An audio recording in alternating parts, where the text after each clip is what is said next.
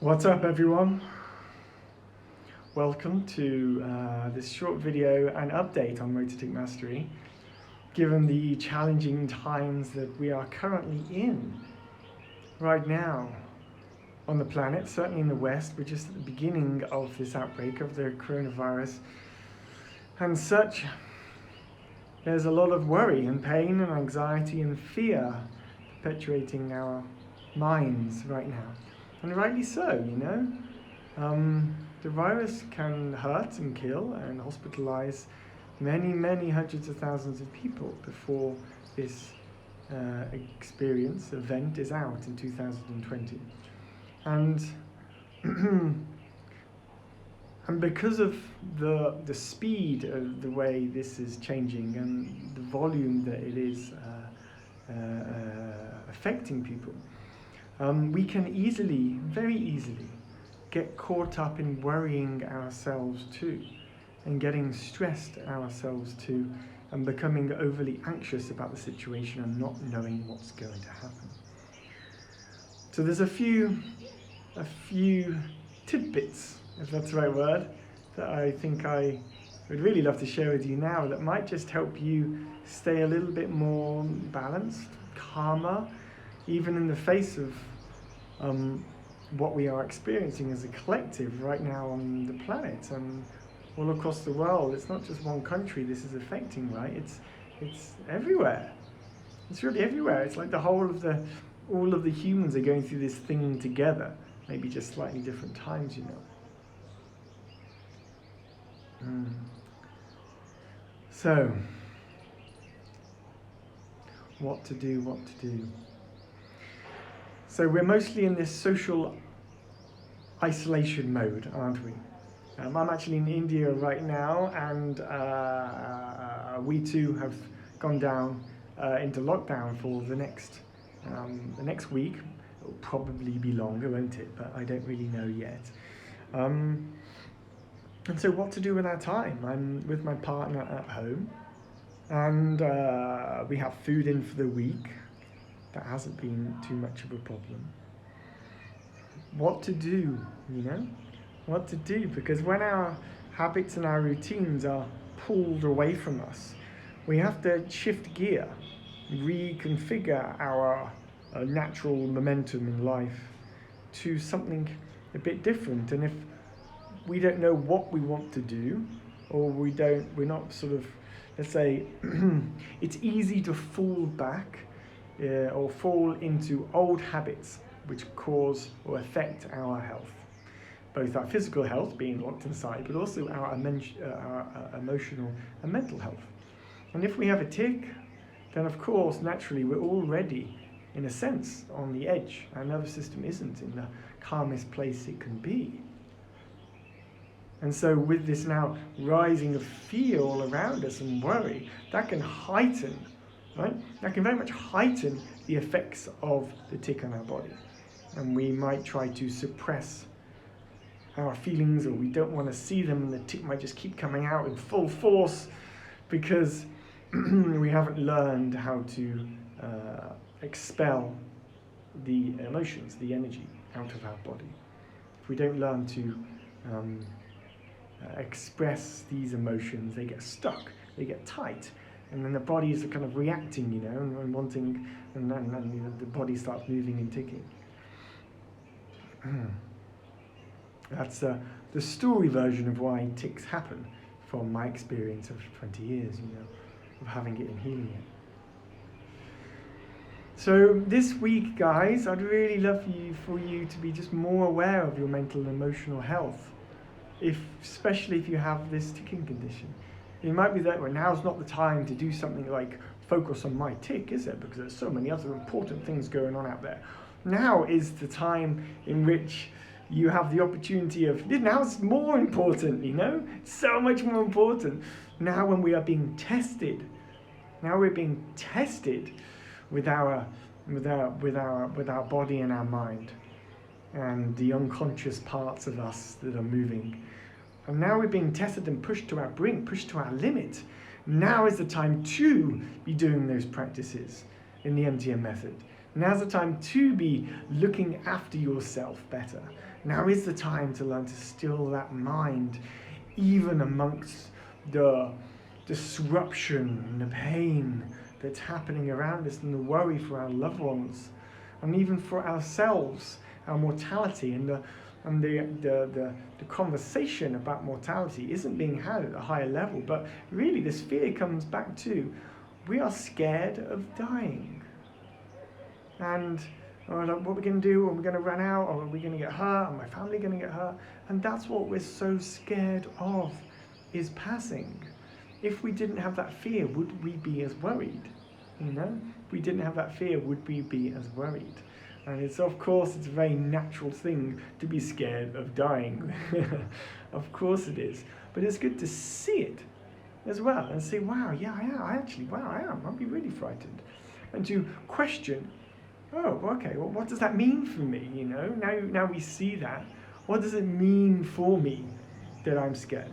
How does that change my decisions in my life with regards to what's important, what I do next, what I prioritize my time on in my life, you know? So these are all the sort of the questions and the conversations that I'm having online, and I've gone through my thought process, and I hope that some of this conversation, a different conversation, a conversation of like what's really going on inside of ourselves versus what's really going on out there in the world. Because it's possible to stay totally still and grounded, still be compassionate with those that are at high risk because of this virus, right? But you can still be still in yourself and not worrying inside yourself whilst this stuff is going on all around us. And the more we learn to really be quiet and peaceful, and we learn to catch the stories which are out of control and drop them, right? The more we learn to be in the body through practices of embodiment and yoga, the more we learn again to focus back to our breath.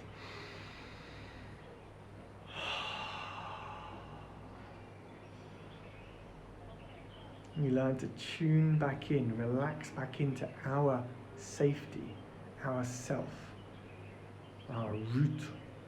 And we root ourselves back in. All sorts can happen out there. And we are less caught up in it. I'm not minimizing the pain that we are going through as a collective, or the effects that this virus is going to have on a lot of us. But what I want to do is highlight that it's an option to sit in fearful and worrisome and anxiety-inducing stories 10 hours a day. Even 4 hours a day is having a detrimental effect to your nervous system and thus your immune system. So you must understand that the more you look after your mind and body and heart, some people call it soul, whatever it might be, your mind, body, the more you look after it by looking within, the more you are literally creating space for your body to work better to fight off viruses. That's how it works, guys. But we have a society where most people don't bother with their mental and emotional health. So, this is an invitation for you today. This is an invitation for you today to ask yourself, am I utilizing the time I have in social distancing and at home in the coming weeks to better look after myself, to better look after my mind and the stories and the emotions and the feelings, to become a better me versus binging on TV shows, you know, or getting into the same repetitive conversations or arguments with your partner, or whatever it might be, guys. It's like, notice the new behaviors that you're creating at home.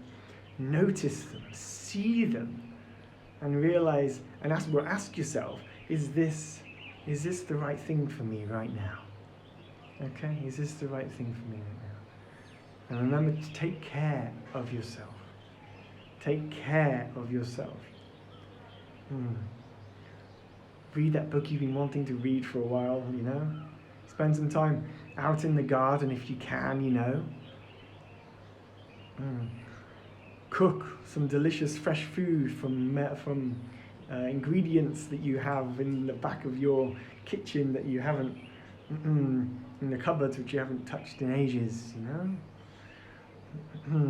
Get the board games out from the attic.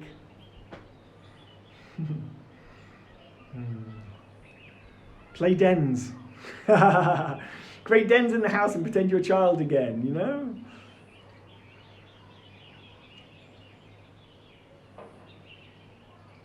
Be silly, play charades. Or charades, I don't know how you say it, different places in the world.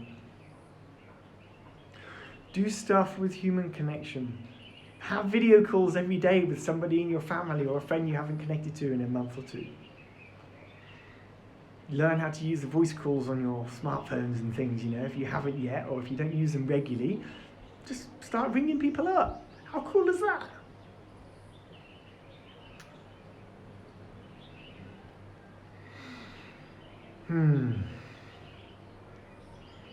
So I hope this short message offers the right thoughts to the right people in the right way, and I trust the right. Yeah, I trust that I trust and believe and hope and pray that this situation, this panic, this pain that is pervading many millions of people right now comes to a loving close in the coming months. And I trust that we're going to get the right lessons from it as a collective, as a group. And I trust that the right conversations at the high levels and in the homes are going to be had.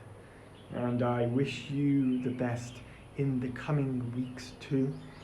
I am always here for you. So if at any point you want to talk about, your mental health or emotional health, or want some support or guidance or feedback, or want to do a meditation with me or anything like this, I'm here to offer my support in time and resource, as we do have lots of time right now. My dongle keeps wobbling around. Okay, maybe this time I should stop talking. Okay, much love to you, and reach out, and I'll post another video soon. Okay, take it easy. Love to you.